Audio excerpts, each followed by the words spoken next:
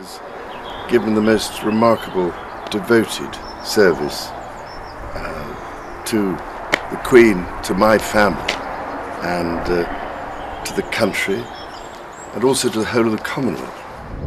The world watched in silence as King Charles released an emotional statement that left millions in tears. His voice trembled as he spoke about the tragic loss of his beloved brother, Prince Andrew. Behind the walls of Buckingham Palace, sorrow filled every room, and the king's words carried both pain and love. This wasn't just a royal announcement. It was a heartfelt cry from a brother who had lost family. But what led to this sudden loss that has shaken the monarchy? And why did the king's emotional speech feel like a goodbye filled with untold pain? The king's breaking silence. The air inside Buckingham Palace was still that morning. Every footstep seemed to echo through the long marble corridors. Curtains were drawn halfway, and outside, the sky hung gray, as though even the heavens had chosen to mourn. Inside one of the grand rooms, King Charles sat quietly, staring at the paper on his desk. His eyes were tired, red at the edges, and his hands trembled slightly as he folded the sheet once more. It was the statement he had rewritten several times, trying to find the right words for something that could never truly be explained. The death of his brother, Prince Andrew. For a long time he said nothing. A single cup of tea sat cold beside him. Around him stood a few palace aides, unsure whether to speak or remain silent. The king finally drew in a slow breath and nodded. It was time. Not long after, a palace spokesperson stepped out before the waiting cameras. The world had been whispering for hours, but now everyone would finally hear it confirmed. The spokesperson began reading the king's words. "It is with deep sadness that I share the passing of my beloved brother, Prince Andrew, who faced life's storms in his own way." He was a much-loved and appreciated figure, and apart from anything else, I can imagine, and we're so deeply touched. "My family and I are heartbroken by this loss, and we ask for privacy as we mourn." It was short, only a few lines, but the weight behind each word was heavy. It wasn't just an announcement, it was a confession of pain, one that even a king could not hide. Moments later, the royal family's official social media page shared the same message, followed by a black and white photo of Andrew smiling faintly beside his brother during happier days. Within minutes, the world reacted. Television networks interrupted their morning shows. Headlines flashed across screens. King Charles issues emotional statement following Prince Andrew's death. News presenters spoke in hushed voices, some pausing between sentences as they struggled to process it. The public's reaction was instant and divided, sorrow mixed with disbelief. Outside the palace gates, people began gathering. Some came to lay flowers, others just stood quietly, staring up at the royal balcony, as if waiting for someone to appear. A few people wept softly, holding small Union Jack flags. Others whispered questions. How did it happen? Was he sick? Why didn't anyone know? Inside the palace, King Charles watched the coverage from his private sitting room. The television showed crowds forming in Windsor, where Andrew had spent most of his recent years. The king's face was pale, his lips pressed tightly together as though holding back words that could break him. "Your Majesty, the public statement has been well received," an aide said gently. Charles nodded but didn't respond. His eyes stayed fixed on the image of his brother's face on the screen. The brothers had shared a complicated bond, one that the world never truly understood. They had laughed together in childhood, fought during adulthood, and drifted apart in later years. But blood never stops being blood, and now, the realization that Andrew was gone forever seemed too heavy to carry. For the rest of that day, the palace remained silent. Reporters gathered outside, cameras flashing, hoping for another statement. But the king had retreated behind closed doors. Those close to him said he spent most of the day alone, reading old letters and photographs. One source said he whispered quietly to himself, "We should have spoken sooner." In the evening, the palace released a brief follow-up, confirmation that a full statement would come later in the week. But that first message had already done something powerful. It broke the silence that had surrounded the royal family for months. It reminded the public that behind the crowns, there were still hearts that could break. By nightfall, television anchors discussed nothing else. Social media flooded with tributes, both kind and critical. Many people shared photos of Andrew from his younger days, in uniform, laughing beside his daughters, or walking beside his late mother, Queen Elizabeth II. Others posted messages of sympathy to the king, acknowledging how hard it must be to lose another family member after so many recent losses. But there was also curiosity. Whispers began to spread about Andrew's health, about whether his condition had been known inside the palace. At that moment, across the city, the king stood near his window,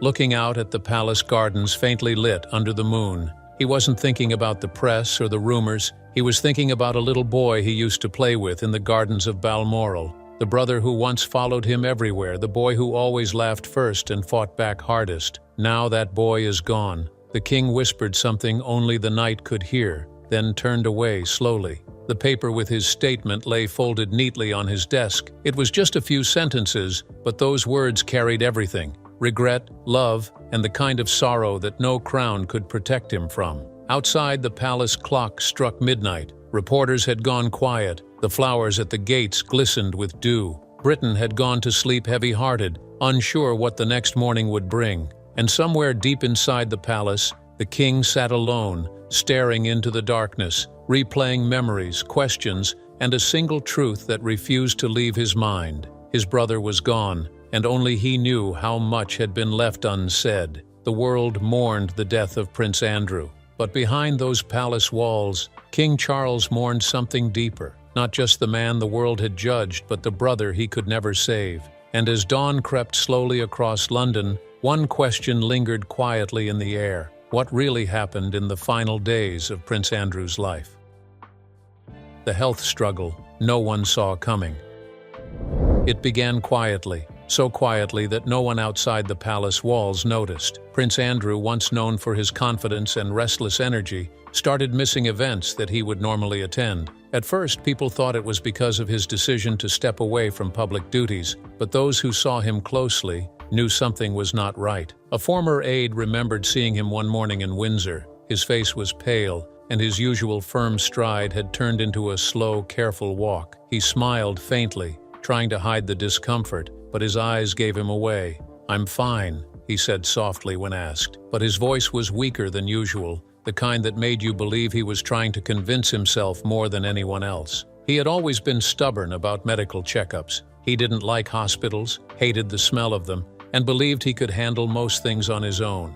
But this time, it was different. Doctors had warned him to take it easy, to rest more, to stop ignoring the signals. But Andrew wasn't one to slow down easily. He had been through war, through public storms, through the crushing weight of scandal.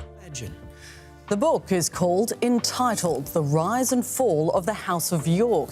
It is so explosive because it is not the work of some... He thought this too was just another test of strength. However, by the end of that year, his health started to show in small, worrying ways. At a family gathering, he was seen leaning on a walking stick. At another event, his breathing seemed heavier, his steps shorter. The man who once walked with a soldier's pride now often paused to catch his breath. His daughters, Beatrice and Eugenie, noticed first. They urged him to get more tests done, but he brushed it off with a half-smile and a quiet, "Don't fuss, I'll be fine." To them, he was still their strong father, the man who had always protected them, no matter how bad things got. But deep down, even they could sense a change. Then came the missed appearances. Christmas at Sandringham, absent. The Easter service, absent again. The palace offered no explanation other than private matters. Some speculated it was because of lingering tensions within the family. Others thought it was simply his choice to stay out of the spotlight. In truth, his body was beginning to give in. Those close to him said that his days had grown quieter. He spent long hours inside his Windsor residence, sometimes reading, sometimes just sitting by the window, watching the trees sway. His once constant phone calls became rare. His cheerful voice, the one that used to fill the halls, was replaced by long silences. One member of his household later shared that there were days he wouldn't come downstairs until late afternoon. The palace staff noticed his change in appetite. He would eat less and often push his plate away after only a few bites. He grew thinner. His suits began to hang loosely on him. When his doctor suggested hospital observation, he refused. "I've spent my life being watched," he reportedly said. "I just want peace now." Despite the health warnings, he kept certain routines. He still took short morning walks when he could, often alone, wearing a long coat and a cap to avoid being noticed. Those who spotted him described him as a shadow of himself. She tried to convince him to rest more, to seek treatment abroad, but he always changed the subject. "I'll be all right, Annie," he would say, forcing a weak grin. "I just need time." Inside Buckingham Palace, whispers started to circulate. Senior aides noticed his long absences and the way his name was no longer mentioned in briefings, but they were told not to discuss it with the press, not to alarm the public. The king, already balancing royal duties and his own health concerns, was kept informed. Yet Andrew, ever proud, insisted that his brother not be burdened with his troubles. As months went by, the illness worsened. Some nights he barely slept. The pain would come suddenly. A tightness in his chest, a pounding in his heart, followed by quiet exhaustion. Still, he refused to call for help immediately, choosing to endure it alone. And though the world would only learn later, the signs had been there all along, hidden behind closed doors, behind polite smiles, behind the quiet dignity of a man preparing for his final goodbye. A controversial past. Before the sickness, before the silence, there was another version of Prince Andrew, one that the world once admired. In his youth, he was the charming prince, the Queen's favorite son, and the one newspapers couldn't stop writing about. He was young, confident, and full of life. People called him Randy Andy, not out of malice but fascination. He had that mischievous smile, that easy laughter, and a kind of charm that seemed to follow him everywhere. He loved the attention. Wherever he went, flashes from cameras followed. He was the royal heartthrob, tall, confident, and known for his daring spirit. Even at public events, he had a way of making people feel noticed. Young women adored him, the media praised him, and the palace proudly presented him as the adventurous son who brought energy to the monarchy. Then came the Falklands War in the early 1980s. Andrew served as a helicopter pilot, a role that earned him respect across Britain. And that act alone seemed to define him as a true royal. For a while, everything looked perfect. Andrew had the looks, the charm, and the story of a hero. He began dating well-known women, appearing in magazines and newspapers almost weekly. There were photos of him laughing at polo matches, smiling beside his mother, and enjoying nights out in London. The Golden Prince who could do no wrong. But that he was living a life many envied did not last. The same press that once adored him slowly turned on him. The attention that had lifted him began to pull him down. His confidence became arrogance in the eyes of the public. His fun-loving lifestyle became reckless. And soon, the headlines began to change. By the 1990s, scandals began to shadow his name. His marriage to Sarah Ferguson, once celebrated with royal fanfare, started to crumble. Their differences grew wider, their public image weaker. When photos of Sarah with another man surfaced, the royal family faced humiliation. Andrew stood by her for a time, but the damage was already done. Their separation was splashed across every front page, and suddenly, Andrew's perfect image began to fade. The palace tried to protect him, but things only grew worse. His lifestyle remained the subject of whispers, his friendships, his trips abroad, his expensive tastes. People began to call him the spoiled prince. Some claimed he was living a life disconnected from reality, unaware of the struggles of ordinary citizens. Still, he continued to appear at royal functions, smiling as if nothing could touch him. But behind those smiles, the strain began to show. His relationship with his older brother, now King Charles, grew tense. They had always been different. Charles reserved and cautious, Andrew bold and unpredictable. The brothers often disagreed on how life as a royal should be lived. Charles had always been focused on duty, while Andrew was drawn to freedom. Over the years, those differences created distance. Some in the palace described their relationship as polite but cold. The Queen, ever the peacemaker, tried to keep them close. She loved both her sons deeply, even when they couldn't understand each other. Then came the years that changed everything. He faced public outrage, lost his royal duties, and stepped back from his position as a working royal. For the first time, the palace issued statements distancing the family from one of their own. The once proud prince was now a man under fire. His military titles were removed, his public appearances reduced to almost none. The same cameras that had once celebrated him now captured his silence. his shame, his isolation. It was said that during those years he rarely spoke in public. When he did, his tone was defensive, his eyes tired. The man who once loved attention now avoided it. His daughters, Beatrice and Eugénie, stood by him quietly, their loyalty unshaken.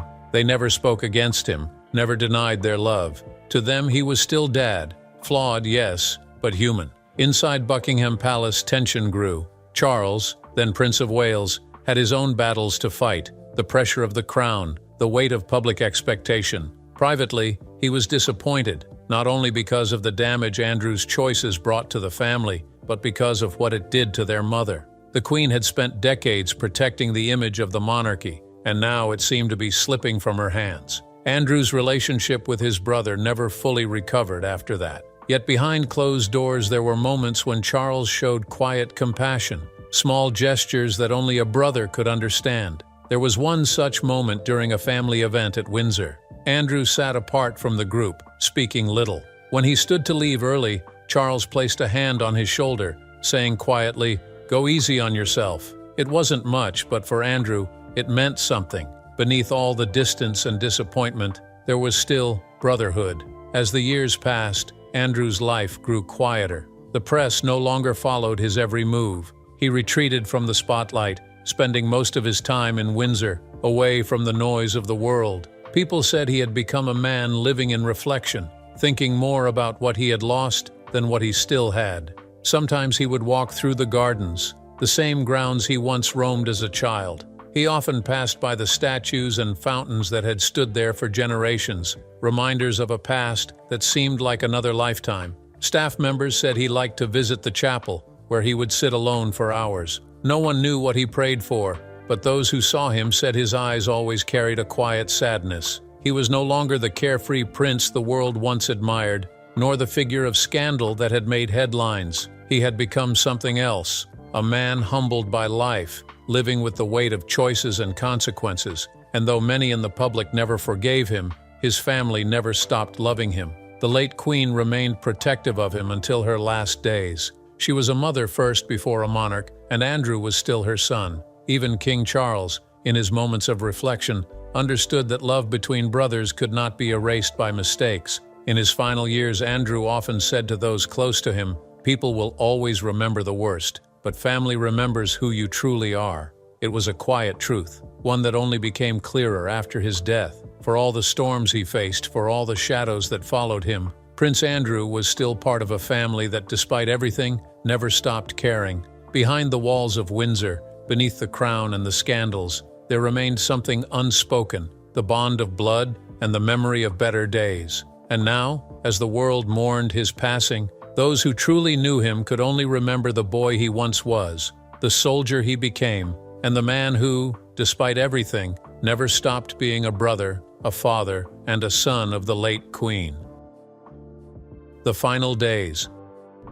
The days leading up to Prince Andrew's death were quiet, almost too quiet. Inside the grand walls of Buckingham Palace, where history usually echoed through every hallway, a strange kind of silence took hold. The staff spoke in whispers. The air felt heavy, as though everyone sensed something was coming, but no one dared to say it aloud. The man once known for his loud laugh and proud stride now spent most of his time in bed, looking out of his window at the gray London sky. His doctors came often, their expressions unreadable. "He's tired," one of them told a staff member gently, but the look in his eyes said more than his words ever could. Andrew's household staff tried to carry on as normal. The butlers laid out his breakfast tray every morning, the same way they always did: tea, toast, and a single orange. Yet most mornings, the tray went untouched. His body was weak, and even speaking had become difficult. Still, he asked about his mother's portrait, which hung in the corner of his room. "Keep it there," he had whispered one morning. "It makes me feel safe." Only a few members of the royal family were told how serious things had become. Princess Anne visited quietly one afternoon, staying only for 10 minutes before leaving with tears in her eyes. Prince Edward came the next day, sitting beside his brother for an hour in silence. They didn't need words. The years between them, filled with duty, rivalry, and shared memories, said enough. King Charles, however, had not seen his brother in several days. He had been overwhelmed with his royal duties and still believed Andrew was getting better. But as night fell over London, the call came that would change everything. It was just past midnight when Charles's private secretary entered his room at Clarence House, holding the phone with a pale expression. "Your Majesty, it's about the Duke of York." Charles took the call in silence. On the other end, the doctor's voice was soft but firm. "We did everything we could, Your Majesty. He passed away peacefully about half an hour ago." The words hung in the air. Charles said nothing for a long moment. His hand trembled as he set the phone down. For a man who had faced the loss of parents, the collapse of marriages, and years of public pressure, nothing compared to this. He had just lost his brother, a brother with whom he had shared both laughter and disappointment, pride and pain. By dawn, Buckingham Palace was awake. The news was spreading quietly through the corridors. A few guards were seen lowering the flag to half-mast, their faces blank but their movements heavy with grief. Outside the gates, word began to reach the public. Some were shocked, others whispered that they had seen it coming. Still, the world paused for a moment as Britain woke up to the news. Prince Andrew, Duke of York, was gone. Inside the palace, Charles arrived soon after. He walked through the familiar halls that had once been filled with his brother's booming voice and restless energy. Now, they were filled with silence. Every step felt slower, heavier.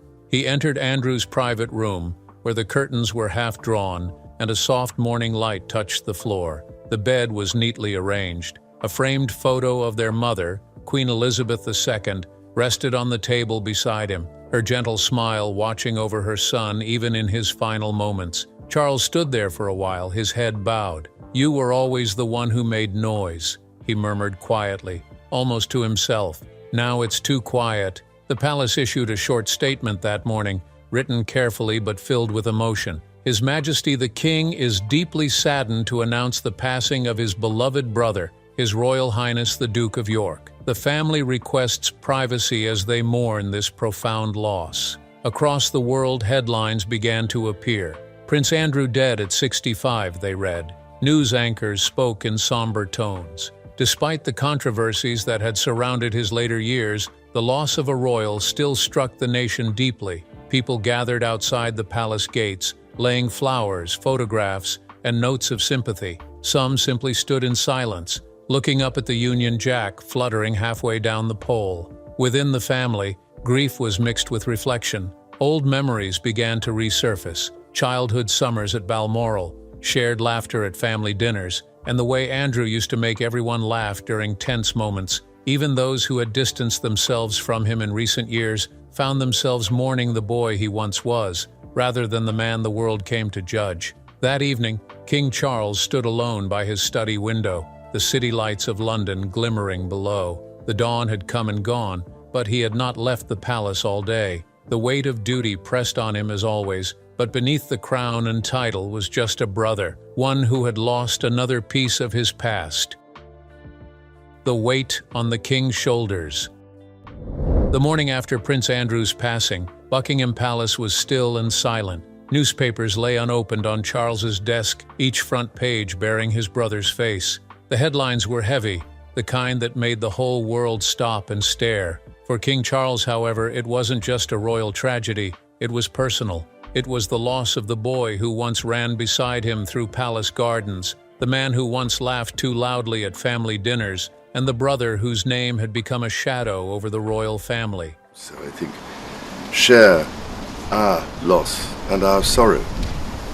And Charles sat in his private study, the fire barely burning, his thoughts scattered between sorrow and regret. He had lost his parents before, the Queen, his guiding light, and Prince Philip, his unshakable pillar, but losing Andrew felt different. It stirred something deeper, something unresolved. Their relationship had been strained for years, bruised by controversy and silence. Still, in the quiet corners of Charles's heart, there had always been hope that one day they might find peace. "Cancel my appointments for the week," he had told his private secretary that morning. His voice was calm but heavy. The royal calendar was cleared, and the official engagements were quietly postponed. The palace issued a short note saying the king wished to privately grieve the loss of his beloved brother. Behind the formal words was a man struggling to hold himself together. Queen Camilla stayed close, offering gentle comfort in the way only she could. She didn't speak much. She didn't have to. One afternoon, she found Charles sitting alone by the window,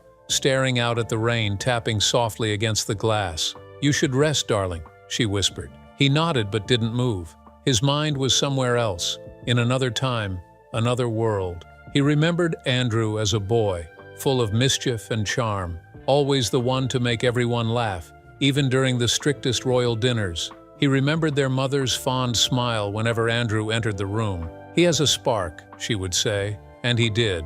That spark once made him the most talked-about prince in Britain. But as years went by, that light dimmed, replaced by scandal, accusations, and exile from royal duties. Charles never forgot the day he had to strip his brother of those roles. It was one of the hardest moments of his reign. "You understand why this must be done?" he had said then, his voice trembling slightly. Andrew had simply nodded, his eyes clouded with shame. From that day on, their conversations grew fewer, their laughter faded into formality. Yet despite everything, Charles never stopped being his brother. A few days after the passing, Charles made a quiet visit to Windsor, to the home where Andrew had spent his last months. No cameras followed, no aides were allowed inside. Only one bodyguard waited by the car. The rooms were tidy, untouched since Andrew's final night. Charles walked slowly through them, his steps echoing softly on the floor. He stopped at a small table near the window. There was a framed picture of the two of them as young men,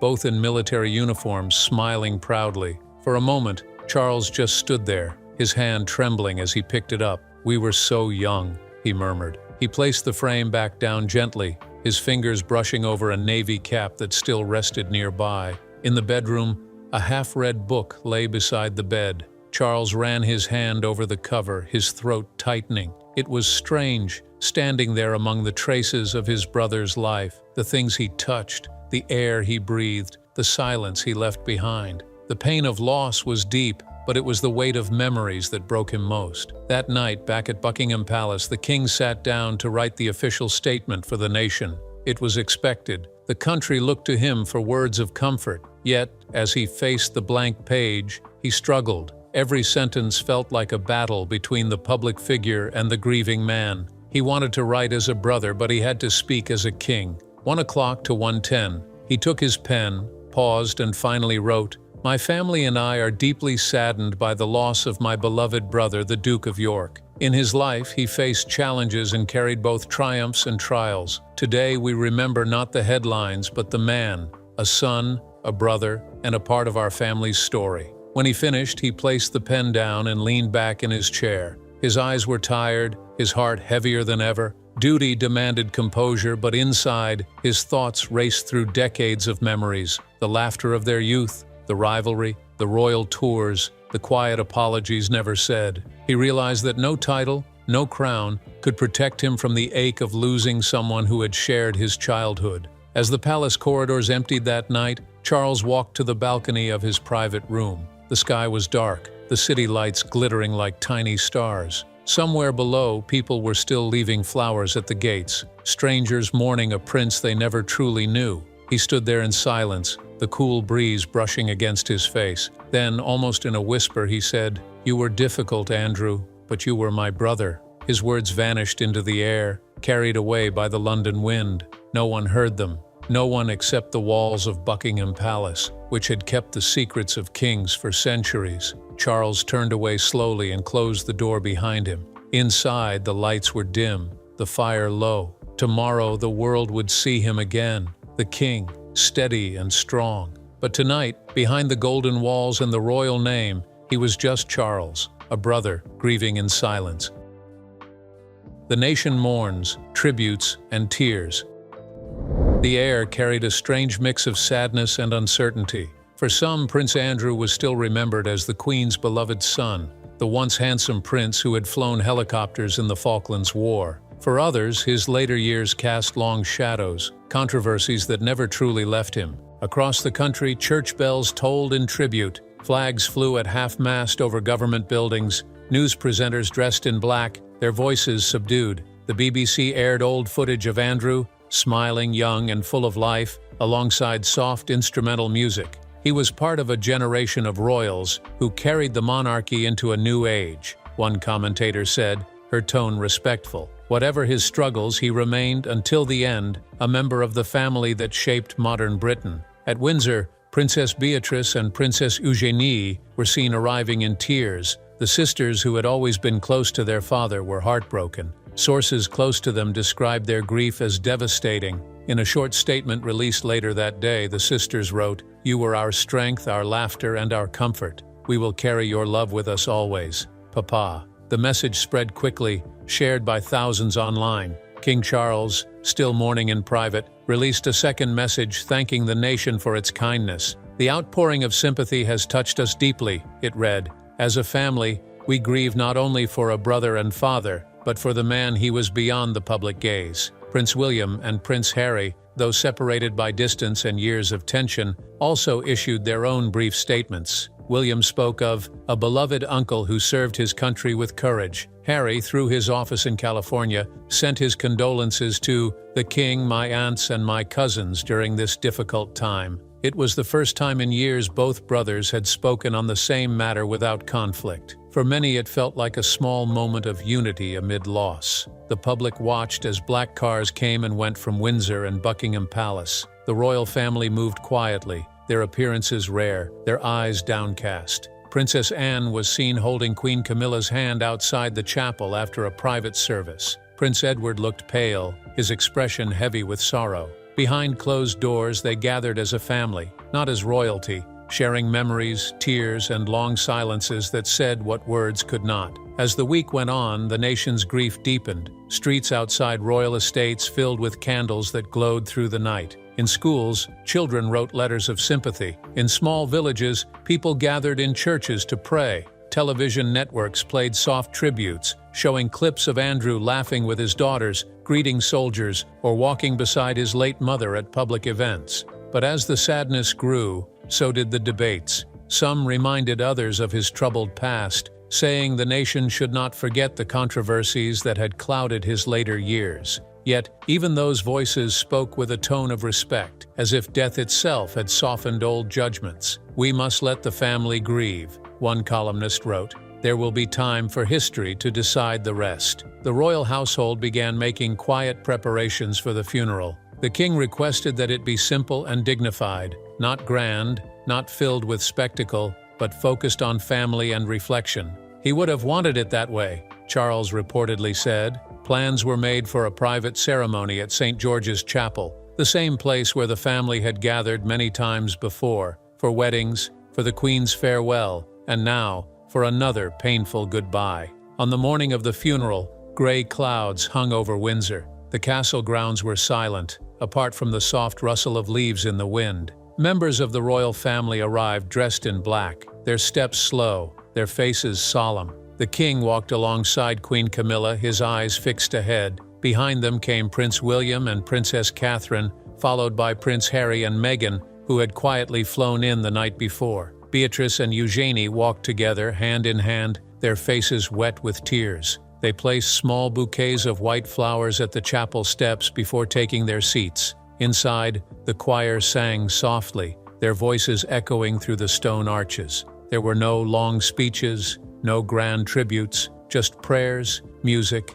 and silence. As the service ended, the coffin was lowered into the royal vault beside the late Queen and Prince Philip. The sight broke even the strongest hearts in the room. Charles stood at the edge, his hands clasped, his head bowed. The sound of the choir faded, replaced by the gentle toll of the chapel bell. One by one, the family placed roses on the coffin, a final gesture of love and farewell. When it was over, the royal family stepped outside into the cool air. The sky had cleared, and for a brief moment, sunlight touched the chapel's windows. Forgiveness and moving forward. The days after the funeral passed slowly, wrapped in quiet reflection. The royal household felt different, softer somehow, touched by the kind of silence that follows deep loss. Those who saw him said he often walked alone, his hands behind his back, his face thoughtful. The weight of the crown was heavy, but the weight of grief was heavier. He was no longer just the King of England. He was a brother who had buried a piece of his past. And in those quiet moments, surrounded by the whisper of the trees and the scent of roses, He found himself thinking less about duty and more about forgiveness. Andrew's death had left a strange emptiness, not only within the royal family but in the public as well. For years, his name had been surrounded by criticism and controversy, but now people spoke of him differently, with a tone of gentleness, even pity. Newspapers ran stories about his early military bravery, his closeness with the late Queen, and his devotion to his daughters. Perhaps he was more human than we realized, one article wrote. It was as though in death the anger had faded and only the truth of his humanity remained.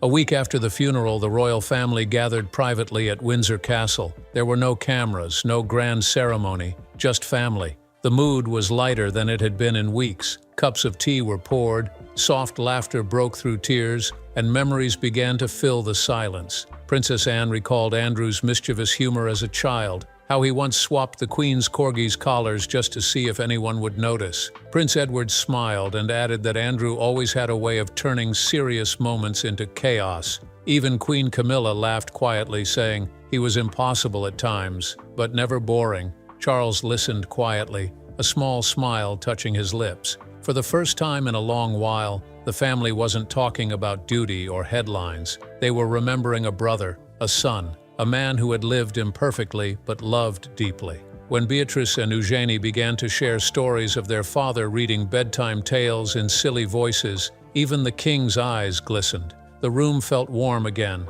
filled with the kind of love that only family can hold after pain. Later that evening, Charles sat alone in his study. The fire burned low, casting soft light across the room.